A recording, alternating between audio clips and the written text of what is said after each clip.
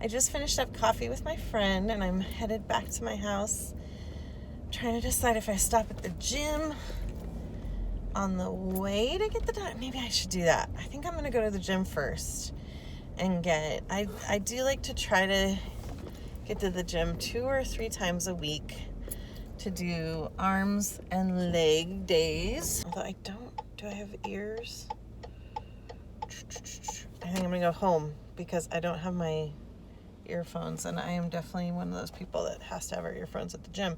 So I'm gonna start the day with taking the dogs to our local Arboretum. And why I choose to walk them in places that inspire me is because I just need to get out into nature 2 or 3 times a week, because I find most of my kind of original work, most of my original thoughts, like when I'm looking at new projects, I might write down an idea from a dream or from my morning pages, or from, if I see something on the internet, I might get inspired by it, but rarely do I leave it there and make exactly what I see. I tend to be a person who really likes to go to nature, usually swimming, to figure out what it is I'm headed towards. And most of my work is inspired by the outside nature, the water. We live in an incredibly I never find myself lacking for awe here. If I spend time actually tuning that awe muscle. But I'm almost home. It was a really quick drive, but I'm gonna pick up the dogs. So I'm gonna try to film. It might be a little chaotic because I do have I have one very large puppy, and sometimes they can be a little bit too much on a walk, but we'll see if I can do a little filming in the Arboretum. It's a beautiful little place in our community. I would really strongly suggest you find some place or some little walk that inspires you and changes seasonally. That's what I love about the Arboretum, is that the plants they have there change for fall, and some are made for winter sparkle. Like, they have incredible berries on them. Most of the plants are native, and they also have an incredible source for like what was native and how the Native Americans in our area used those particular plants and fibers. And I love whoever did the work of like labeling them and talking about what the plant was used for, or made or grown for, or foraged for.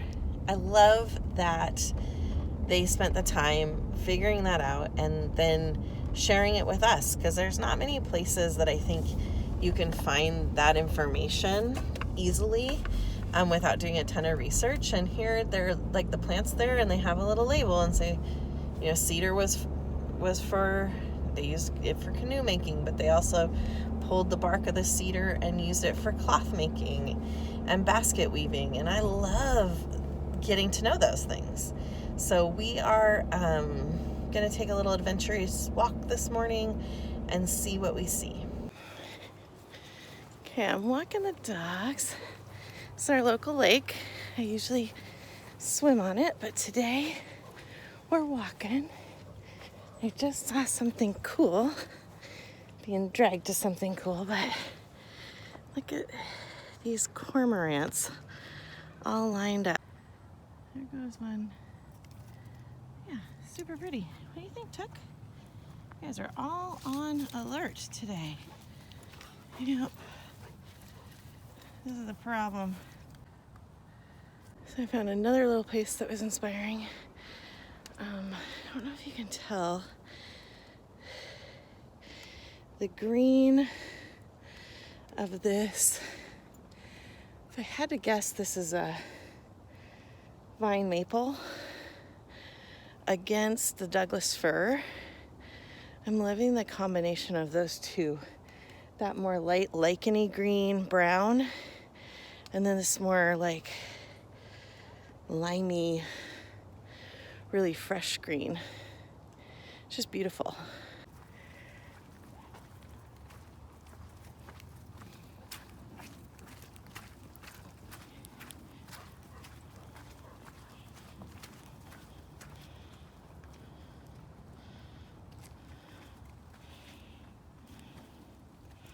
Stop and sniff.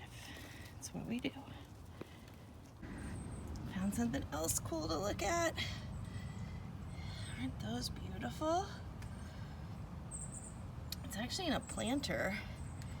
But ooh, the texture of these dying, gotta be related to bamboo, but like winter grasses. Just loving the shape of them. Okay, when you're out and looking for inspiration, don't forget to look little and low. I tend to look for color changes. That's the thing that stands out to me. So I'm going to show you a tiny little lichen. And I'll put my fingers next to it so you can kind of see how itty bitty it is. But something I noticed today, and it's beautiful. Okay, there's my hand. There's Took's face. It's not for food, Took, but that is some sort of little fungusy thing growing on the root of this tree, and I just think it's beautiful. Dobby's investigating that too. It's a fun little area of the trail. Someone made this awesome log library. It's a little free library, like in an old wood tree. Isn't that cool? Here's the books today. Exciting. This is the children's garden area of the Arboretum, and I always love looking to see if there's anything in here. Oh, just some lichen today. I usually try to remember to bring some rocks I painted, so I do need to bring some free art down here. I'm gonna walk you around the corner and show you the totem pole that's in this garden as well. I actually don't know the history of how it got here. I would hope they worked with the local tribe to bring it, but it's been here for as long as I've been coming. But there he is. Oh, I always love to visit. I think my favorite part of it is this like frog, sorry, right at the bottom. Happy little frog. Can you see him? Oh, there he is. So fun. Salmon. Beautiful. Up to the eagle. I'm going to show you the Tribal Life Trail. That's next. So this is the Tribal Life Trail, and it's an ethnobotanical demonstration garden from the Washington State University Master Gardeners Extension. And it's pretty cool. They have tags on everything, and it shows you when they were collected and what they were used for. And then there's the plant they're talking about. And there's Salal, and they're doing the same thing. But it's a beautiful space. I love walking on it. Probably my favorite place in this garden. And it just is a nice, peaceful place. Lastly, I just thought I'd visit some of my favorite trees. This bark is just beautiful. Every so often a piece will curl off. This paper bark maple, I really love how the color changes. I always want to make papers this way. And sometimes you can find a curl of it on the ground, but not today. Today's not that day. And my other favorite tree looks kind of sad in the winter. It's this skinny tree, very tall.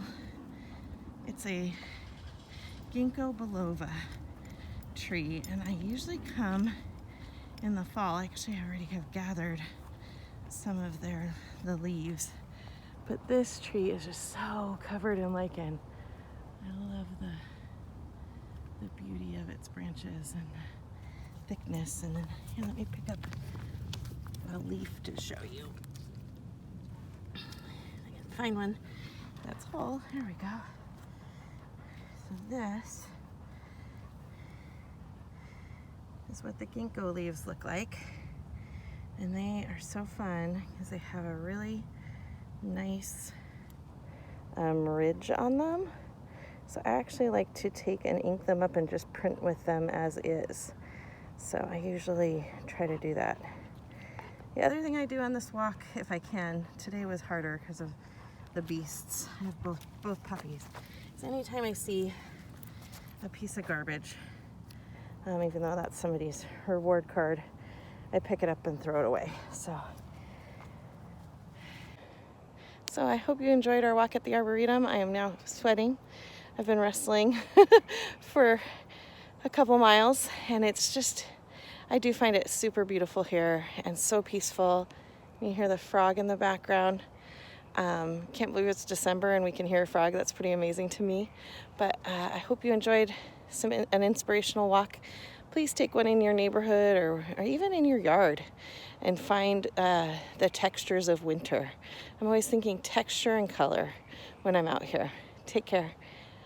Wild ones, have an amazing day. I hope that you can, if you're liking this content, please like and subscribe. We're having fun here and having a good time. And I hope you're enjoying the special focus of Vlogmas. Take care.